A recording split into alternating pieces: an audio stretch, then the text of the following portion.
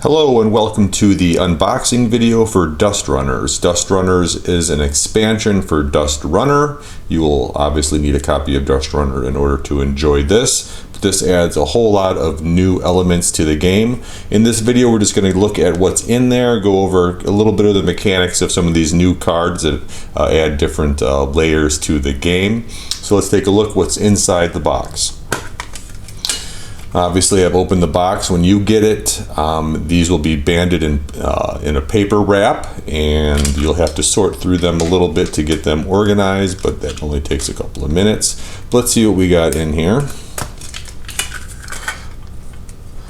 Just like all the tin series games, you get a nice hinged tin box printed on both sides, a little bit of information on the back about the game, and we'll put that off to the side. Let's take a look at some of the promotional cards that are added to this game.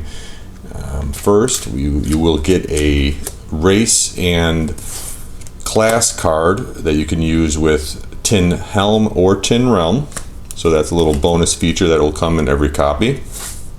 Put that off to the side. Let's just put that over there.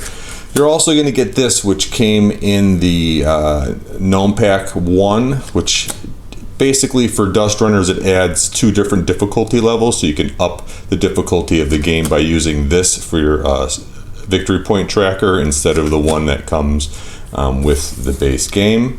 So I figured that'd be a nice addition in case someone has a copy of Dustrunner but does not have the Gnome Pack and you want to pick up Dustrunners, you'll also get that included. There are 2 instruction cards that explains all of the things that were added to this version of the game, or this expansion to the game. Put those off to the side. Also, you'll be getting a copy of the Vile Shore card. This came in Tin Helm, and there was a misprint, so I decided I would add this to the Dustrunners game, and then everyone will have a copy of that now that they can utilize. So let's get to the meat and potatoes of what comes in this game. You are going to get 3 new double-sided vehicle cards. As you can see, you can flip them and to build your vehicle.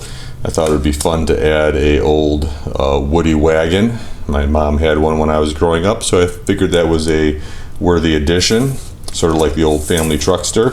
And the opposite side is more of a late 60s sort of muscle car themed vehicle, but you can use these with the cards that come with the base game and in the Gnome Pack to create an endless number. Actually, it's like 230, I believe, or a little around somewhere in that area, number of vehicles by changing the fronts and the backs to create the vehicle that you want to use in the game.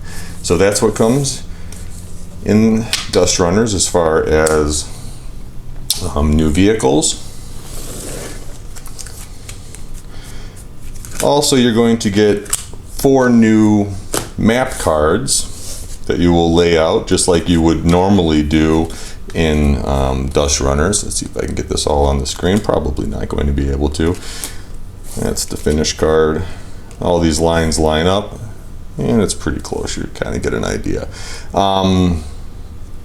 Same, very similar to what's in Dustrunner, but if you flip them over, you'll notice that there is a red variant, which is a hardcore mode, which adds either more nodes for you to have to stop at, making your travel across the wasteland take longer, which is obviously not a good thing.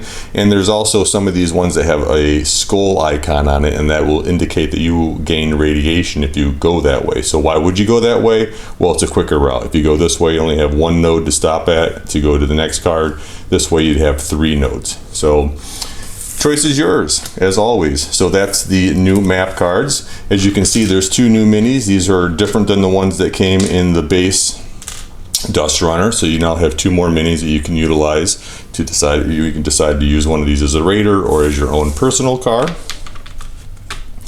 So that is the map cards. I would add that the little star on here is going to lead me into the next set of cards that is included in Dustrunners, and that is the settlements. This is a whole new mechanic. Whenever you land or pass a star card, you can decide or not decide, but you have to stop at the settlement, and there's different types of settlements. You have Red Ridge, you have Sun Hill, you have Tent Town, you have the Sanctum, you have Rust Row, and you have Nell Farm. Now what these cards allow you to do is make a trade. For instance, the survivors at Nell Farm are in need of ammunition and will give you 3 health for 1 ammo. You may only take this action once, so it gives you a choice. Maybe you have a lot of ammo and you're low on health, so this would be a good location to find. And then you roll a 1d6. This is the d6 that comes in Dustrunner, to see how many victory points you also gain. So here we would gain 1 victory point. So that is essentially how the settlement cards work. This is in lieu of just gaining 3 victory points whenever you cross a star like you would in Dustrunner. Now you have to stop at a settlement, make a trade, and you still get some victory points. Let's leave that there for now. The game also comes with 5 new cards for the resolution deck. Nothing too exciting here. These were added to create balance, because now you're going to have a bunch of new cards to deal with. So I added some new resolution cards, which will also make the deck last a little bit longer, which would be, I'm assuming, appreciated by players. Then we have radiation. Now radiation is gained in different ways. You can either get it from fighting mutants, or you can get it like you saw crossing certain points on the map cards. Now radiation, whenever you gain a radiation card, let's just say we gained one, it would stay face up in front of you. And for this case, we got blinded. It says a white fog begins to enclose around your eyes, making your vision cloudy. Keeping your vehicle on the road has been tricky, and you have taken some damage. Discard 1 health. This doesn't take effect immediately. So these cards, whenever you gain radiation, they'll sit in front of you, and you'll accumulate them throughout the course of the level and the game. At the end of the level, before you go on, before you shuffle your resolution deck, or exploration deck, I should say, you will roll a single d6, and if your dice roll matches any of the dices indicated on these cards, then they take effect. So in this scenario, pretty much a 5 and a 3 looks like the only way we would escape. So I rolled a 3, nothing happens, but these cards would stay in front of me, and they would build and build up as the game continues. And if you do happen to roll something and trigger it, so say I rolled a 2, I do get that blinded effect. That card is then discarded and gone. This card still remains. I'm sorry, you can hear my dog in the background. I'm assuming someone is bringing mail to the door. You could also trigger multiple at the same time. So if I were to roll a 4 at the end of the round, I would trigger both. I'd have to deal with the consequences of both these cards and then discard them. So that is essentially, in a nutshell, how the radiation works. There's a variety of different things that can happen to you, and like I said, they build up and they create tension throughout the course of the game. There are also 6 new modification cards that you can get for your vehicle, including Rad Shield, which will help you defend against getting radiation. A fuel tank. So there's 3 cards in here, let me get them all out, that basically increase your capacities. One's for fuel, one for ammo, and one increases the health of your vehicle. You also have a rad pack. You may discard this card to remove all radiation. That's pretty awesome. When you are to draw a radiation card, you may draw 2 and pick one, discarding the other. So it gives you a little bit of decision into what radiation you obtain. And then lastly, you have a repair kit. You may discard this card to restore 4 health, but must advance the raiders 1 space. So that sort of shows that you're stopping to work on your vehicle, and in doing so, you're allowing the raiders to catch up a little bit to you, but it does give you 4 health, which is pretty helpful.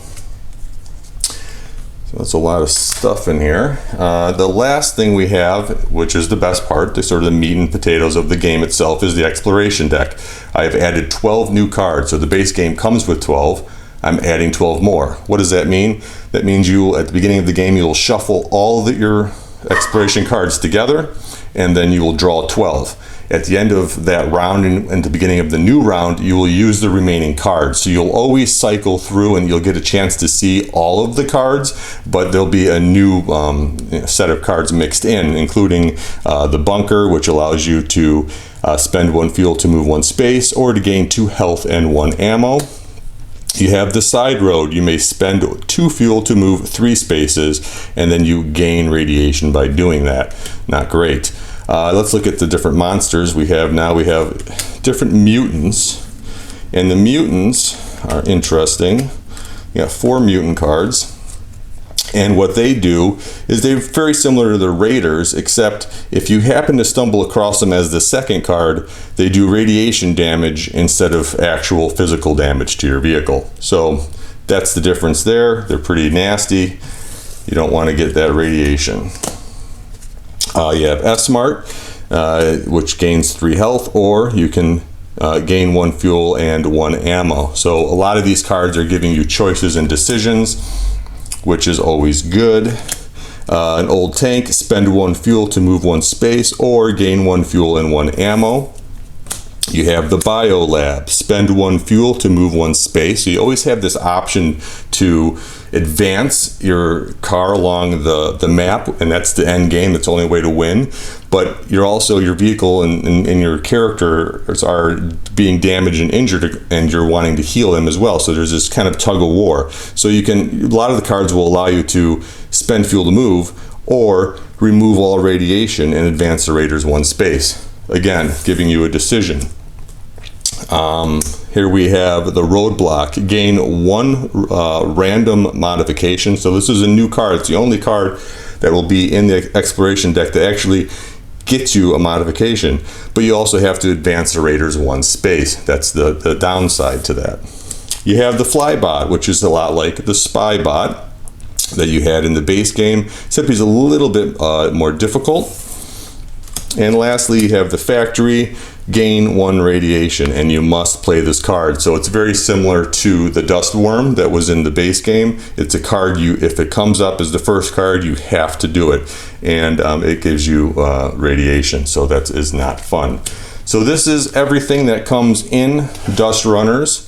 Hopefully this video gives you a good idea of the basic idea behind the mechanics that are in this game. I do plan on doing an actual setup so you can see exactly how you use this game with the base game. So there will be a setup video coming shortly, and then I will do a gameplay video where we will play through at least a round or so of the game of Dustrunners with Dustrunners included. So hopefully this video tells you everything you needed to know. Thank you very much.